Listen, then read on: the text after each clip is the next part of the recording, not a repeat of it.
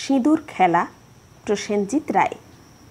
রিমি তাড়াতাড়ি এসো, আমরা যাচ্ছি বলেই পাশের বাড়ির সীমা বৌদি চলে গেলেন রোহিতদের বাড়ির উঠোন থেকেই। রিমি আয়নার সামনে বসে চুল বাঁধছিল। আজ দশমী। রোহিতদের বাড়ির সামনে পাড়ার পুজোতে সবাই সিঁদুর খেলতে চলেছে। রিমির দেরি দেখে সীমা বৌদি ডেকে গেলেন।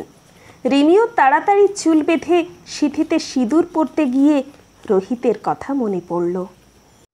সুদূর কাশ্মীরের সীমান্তে সীমান্ত সুরক্ষার চাকরি, আত্মীয় স্বজন সবারই কথা।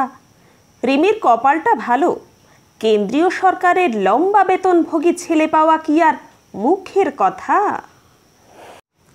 মুখে প্রকাশ না করলেও তা অনেক আত্মীয়েরই গা জ্বালার কারণ। কিন্তু রিমি জানে এই আপাত দৃষ্টিতে ধরা পড়া আর্থিকভাবে সচ্ছল জীবনে ঢাকা পড়া কষ্ট। কদিন থেকেই ভারত পাকিস্তানের সীমান্তে উত্তেজনা, যুদ্ধ লাগে লাগে রব চারদিকে। প্রতি রাতে ঘুমোতে যাওয়ার আগে আয়নায় সিঁথির জলমল সিঁদুর দেখে মনে মনে অদৃষ্টকে প্রশ্ন করে, কাল সকালে স্নান সেরে আবার পড়তে পারবো তো? রিমি গিয়ে যোগ দেয় পাড়ার সব দিদি বৌদির সাথে সিঁদুর খেলায়।